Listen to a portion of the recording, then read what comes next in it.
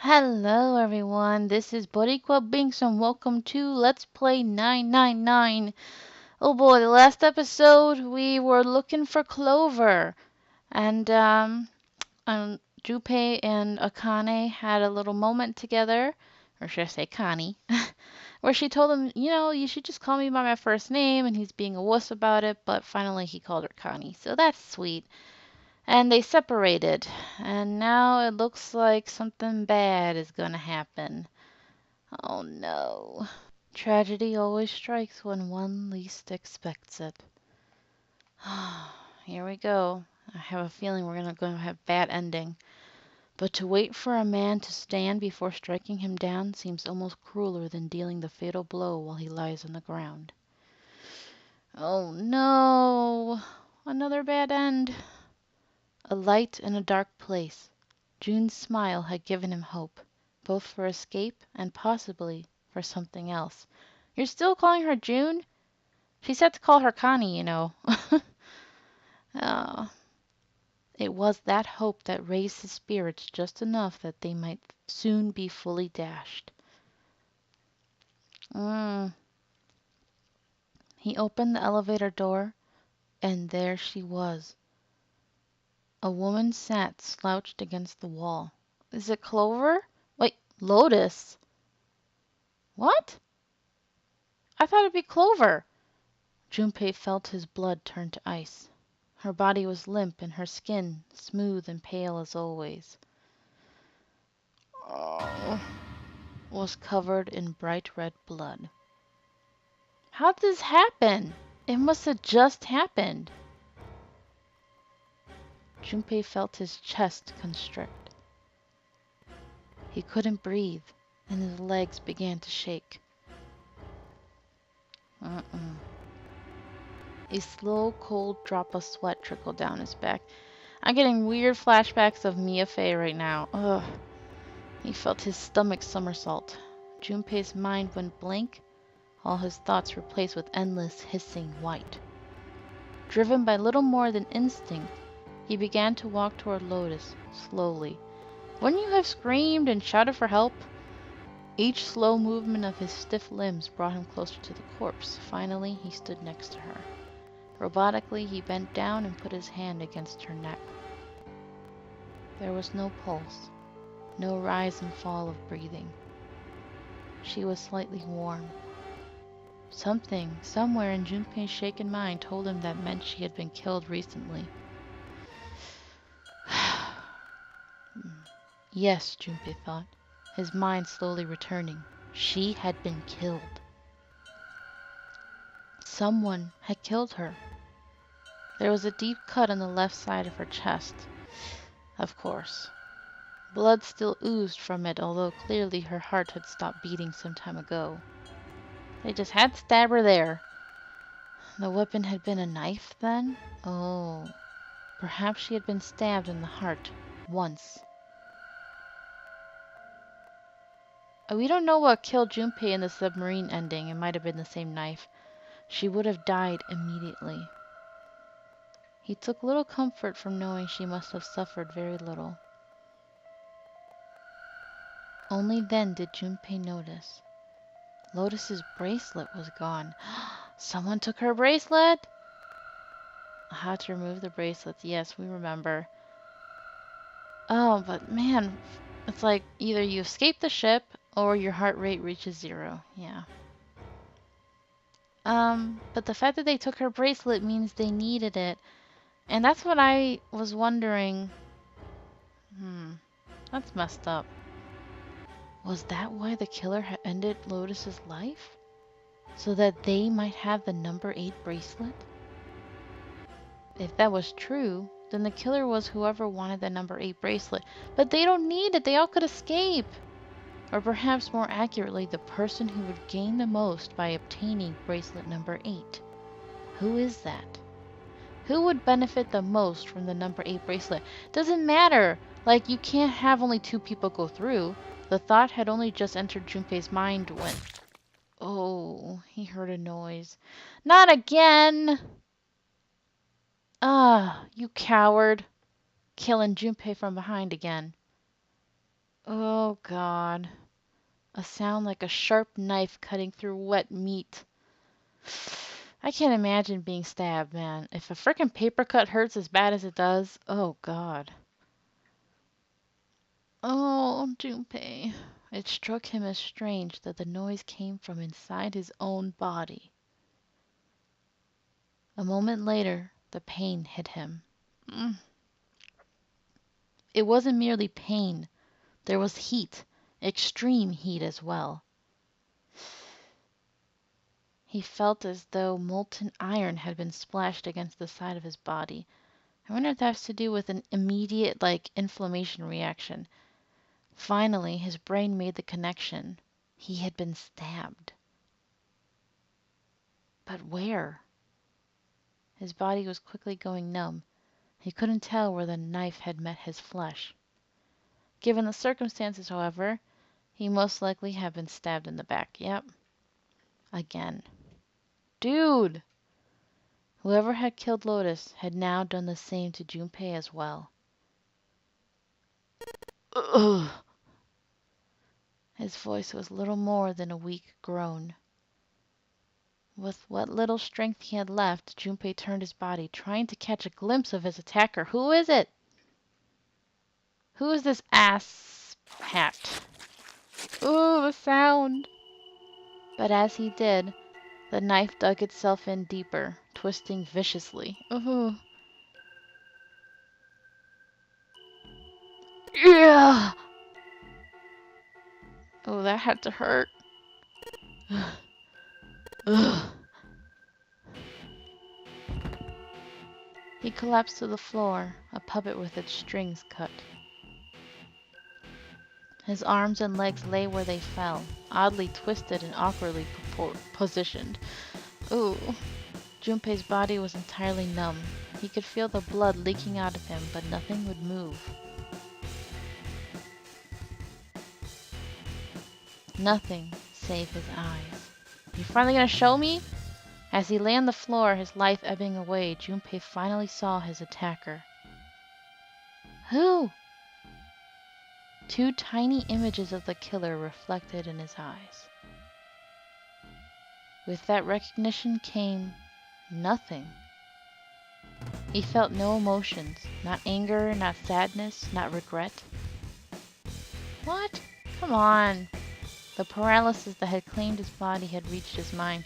So even though he saw the killer, he's not recognizing him or her. His killer glanced down at his body. This is so unnecessary. Everybody could have escaped. You didn't have to kill him on Lotus. Then, without a word, climbed into the elevator and was gone. Wait, they didn't take his bracelet. So whoever it is did not need his bracelet. His eyesight began to fade. The world grew blurry and began to dissolve into an empty white fog. Aww. The fog crept into the edges of his mind and worked inexorably inward. I'm gonna have to rewatch the last episode. Soon, it swallowed up the last that remained of Junpei's mind and his consciousness left him.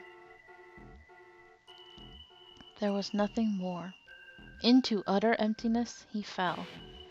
Yeah, if I look at the knock into zero, really? Wow. Whatever Junpei had been was gone.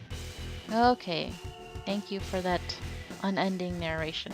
But yeah, I want to rewatch. Oh, of course this is a bad end. Of course it is.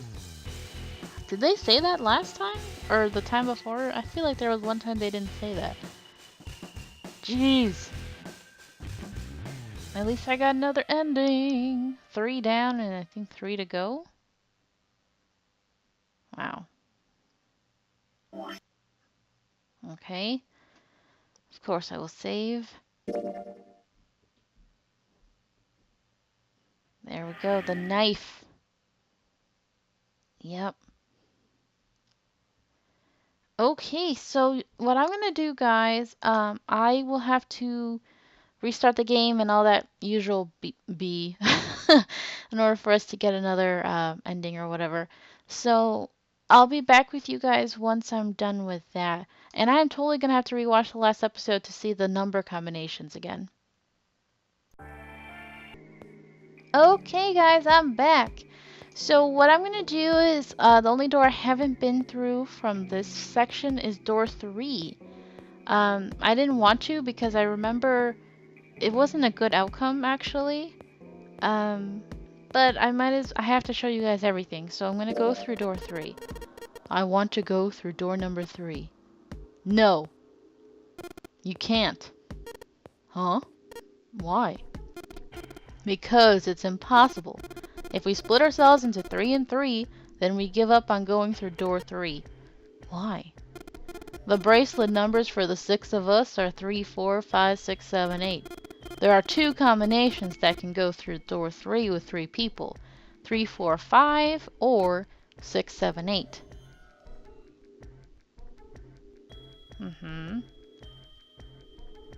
So what? I mean...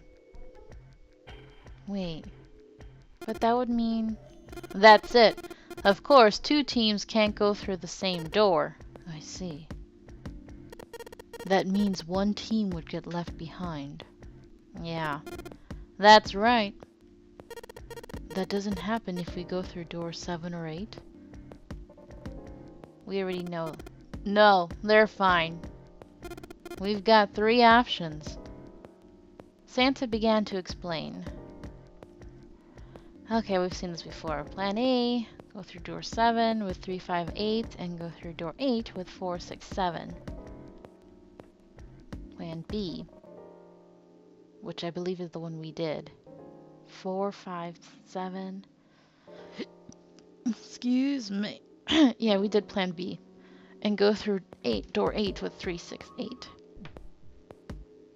Plan C, go through door 7 with 3, 6, 7, and go through door 8 with 4, 5, 8. That's what we did. We did B and C. Those are the only 3 options. That's it. At least if we want to get all 6 of us out of here. That was when Junpei realized. Plan A divides into 2 teams. Yes, we saw that a minute ago.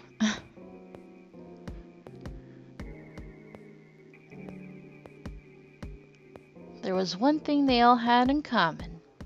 In every single combination, 5 and 6 were never on the same team. He is so thirsty for her, it's ridiculous. In other words, if all 6 people were to move forward, Junpei and June would be separated. But you guys are gonna reunite later, come on, you're such a douche. June and Junpei had been friends when they were kids. He trusted her more than anyone else on the ship.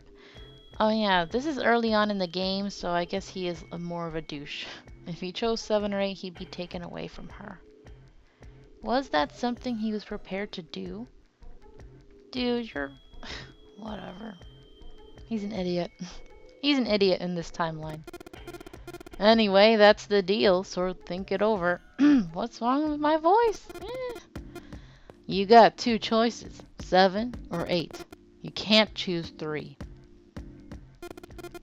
If you choose 3, you're gonna be leaving 3 people behind to die. So, what are you gonna do? 7 or 8. Time to choose. Junpei thought hard. After thinking it over, his conclusion was... And in this one we're a douche, so we're gonna say, take the risk and choose door 3. Ugh. Sorry, Santa, but I still want to go through door 3. He's crazy. What? That's nuts! Somebody smack him. You've got to be crazy! Why the hell are you so obsessed with that door? I'm just... Junpei paused. He swallowed the words he'd been about to say. You're just obsessed with June, that's what. I'm just curious about door 3. That's all. That doesn't explain shit! Yeah, thanks, Santa. I've got a reason. I'd be happy to explain it to you if you'll just come with me. With that, he began walking toward the door. Their curiosity likely getting the better of them, the others followed. A few of them looked a little suspicious, but Junpei told himself that wouldn't matter. Uh-oh. He's such a villain. He kept walking and kept silent. Eventually, they arrived at the number 3 door. How's he gonna pull this off? Junpei stopped. I'm curious about the red. 7, would you mind authenticating for me? Huh? Why? Please, just do it. He stared at Junpei for a moment, then grunted and laid his palm heavily on the scanner. Happy? Yeah, thanks. The number 7 had been entered into the red. Next is June. Please touch the red just like 7 did. Jumpy, what are you trying to figure out? Junpei thought about his answer for a moment. I think I might have found another way out. Yeah, right! Oh, come on. Huh? What? Really? That got them excited. Oh, he's so slick. Just as Junpei had intended. Oh, now please, June. Okay. Ooh, excuse me. Okay, so we've got 4 now. With those 2 numbers in the red, Junpei had what he wanted. He casually placed his own hand on the scanner and the 3rd asterisk blinked on. 4 plus 5 is 9. Alright. The only people who haven't authenticated now are Santa, Clover, and Lotus. So, what's your point? You don't get it? Think about it. What's the sum of your number and Clover's? Which would be 4 and 8, which is 12. And what's the digital root of that?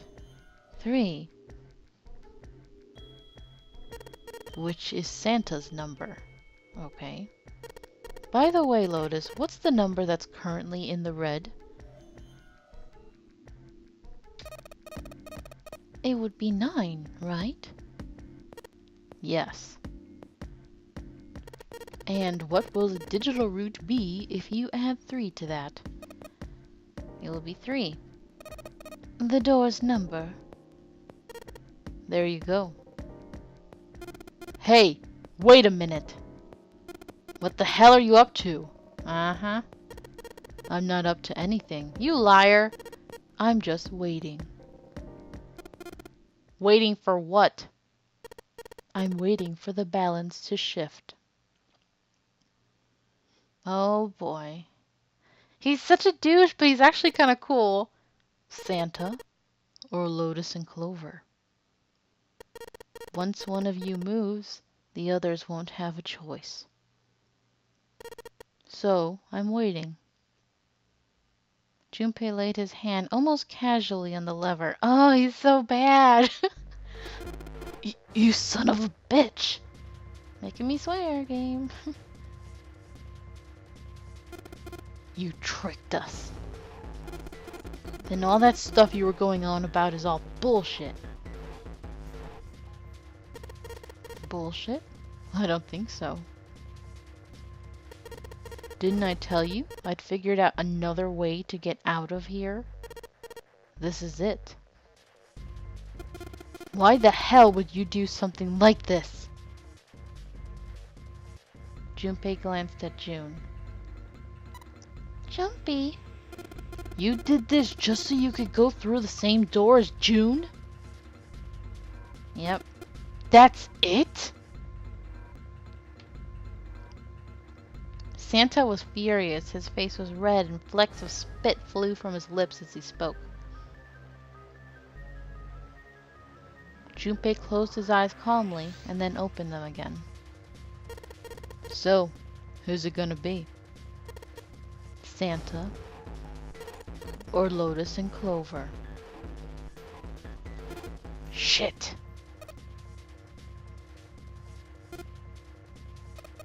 We're going. Clover! Dang. Lotus leapt forward. This is 2 against 1, man.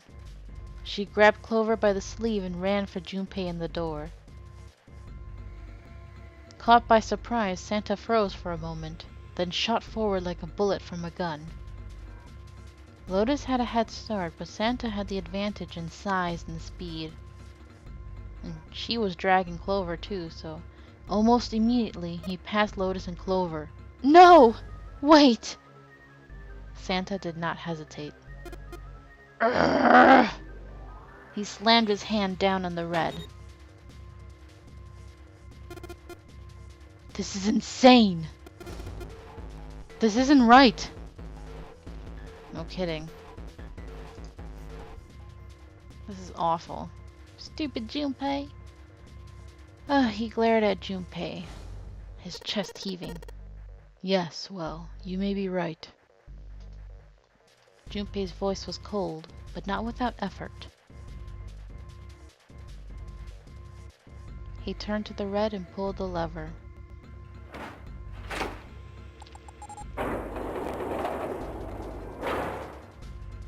With the sound of metal on metal, the door opened. It would only remain so for 9 seconds. There was no time to think. Go! Junpei and his 3 reluctant companions jumped into the door's gaping mouth, one after another. Honestly, I don't think they had to have followed him, and they didn't have to go through the door. No sooner did they enter than an all too familiar noise sounded from their left wrists. The detonators had activated. Junpei looked back only once and saw Lotus and Clover on the other side of the closing door. They stood still, stopped where they had been when Santa reached the red. The defeat and desperation on their faces tore at Junpei's heart. This is your fault, you douche! Although honestly they are helping you by even following through with the plan. Then the door closed and they were gone. Even if he pulled a lever, they didn't have to go in. You know what I mean? I just feel like... whatever. You son of a bitch, Junpei. This isn't fair. Santa rounded on Junpei, lightning crackling in his eyes and his knuckles white. You don't have time for this right now. Do you realize what you just did? You leave them out there and they can't... Shut it. That's enough. It hadn't been Junpei that spoke, but 7. We gotta find the dead or none of this is gonna matter. He's right. The clock was ticking. The dead was their only chance at survival. Unless they could find it and deactivate their detonators, the 4 of them would be... We got less than a minute left. No time for screwing around. Get moving. They scattered and began to scour the room. The deactivation device was nowhere to be found. Corridors stretched out in 3 directions, but every one was blocked off by a wall of metal. Uh-oh. There was only one way out. One other door. There! 7 ran for the door, a rusty iron thing. His large hands grabbed hold of the handle and pulled.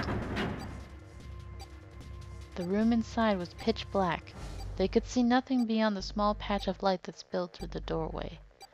Junpei stuck his head through the door and looked around the room. Almost immediately, he spotted the blinking red light on the right wall. I found it! The dead's right over here. He stepped into the room and nearly fell down. The floor was slippery. That's dangerous. What? He stopped and glanced down at his feet. What was... Hey! What the hell are you doing? Get over there! Yeah, you don't have time. Junpei felt 7's heavy hand against his back and stumbled across the room. The other 3 piled in behind him. They all felt immediately that something was wrong.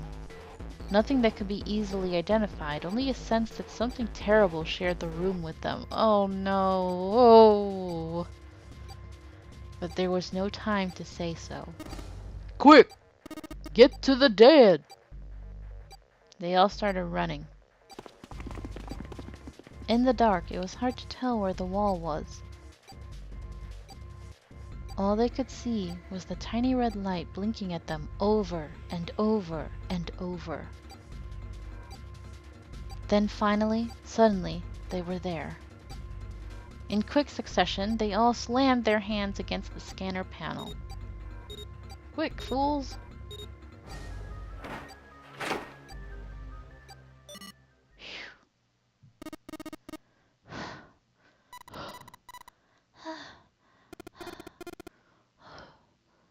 7 leaned against the wall, gulping air. As his breathing began to return to normal, he glanced at his left wrist and grunted.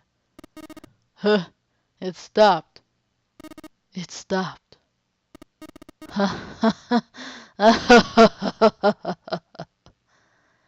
Junpei could hear him laughing in the dark, but could barely make out the larger man's face. What the? Ugh. Yeah, I can't do that sound effect. It will gross me out. The sound of retching came from Santa's direction. What the hell is this smell? This is vile. I'm gonna puke. Ugh. So desperate had they been in their race to the dead that no one had noticed the horrible smell that pervaded the room. I'm getting grossed out. Oh no. It was a terrible, nauseating stench like burnt and rotten meat. Adrenaline had drowned it out, but now it rolled over Junpei in waves, forcing itself into his nose with every breath he took. I'm not gonna make it, dude. I'm too sensitive.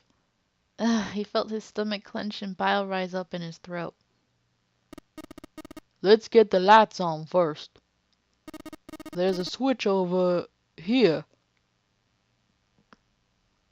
The light that spilled in from the door barely illuminated a small switch plate next to the door. Slowly, with the toll of the last few minutes apparent in his gait, Seven walked. Oh, excuse me, I clicked too soon. He walked over to it. He stopped as he got close and extended his fingers toward the switch. Oh, I'm feeling sick.